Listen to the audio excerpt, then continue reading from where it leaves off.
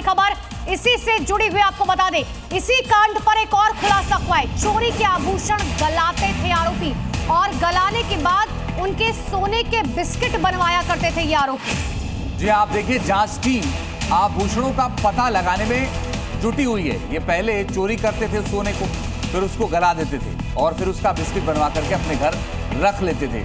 तो इतने बड़े स्तर पर ये रैकेट चल रहा था, चाहे वो पैसा हो, चाहे वो सोना हो, चाहे चांदी हो, यहां तक कि यूएस डॉलर भी ये डकार जा रहे थे। राम मंदिर चंदा चोरी मामले को लेकर अब एसआईटी आभूषणों के बारे में जांच करना शुरू कर चुकी है।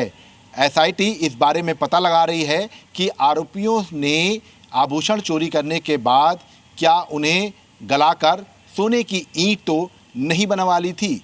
ऐसे में तमाम जानकारियां आभूषण गलाने को लेकर एसआईटी पता लगाने में जुट गई है। माना जा रहा है कि जैसे राम मंदिर में चढ़ने वाला आभूषण गला दिया जाता है और उस गलाने के बाद उसके ईंटें बनवाए जाते हैं, वैसे ही आरोपियों ने उसी पैटर्न पर तमाम आभूषण चोरी करके उनको किसी एक जगह पर गलाया और उसके सोने के ईंट बनाए हैं।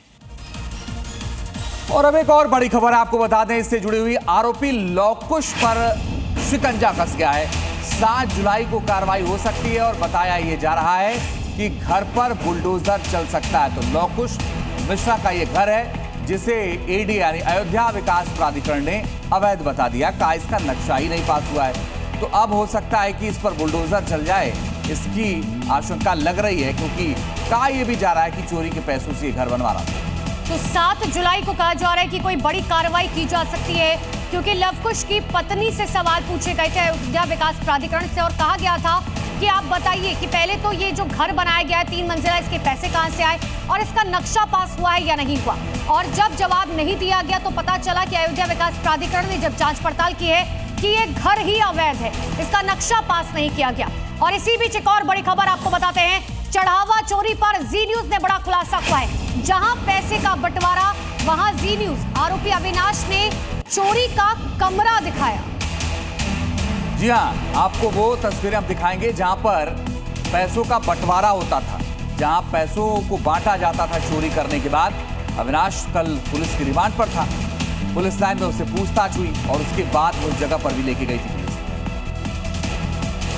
अयोध्या में चंदा चोरी मामले को लेकर पुलिस ने अविनाश शुक्ला की निशानदेही पर कई जगहों पर जाकर रेड की है और कई चीज़ें बरामद की हैं।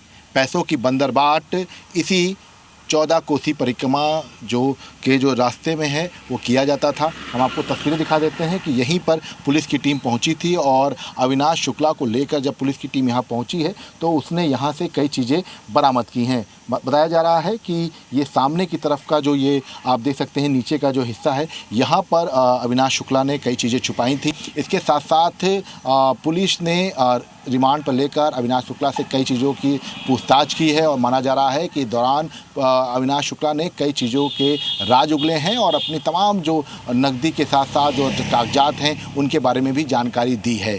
कैमरामैन रामबाला साथ विशाल रघुवंशी, जी मीडिया, अयोध्या।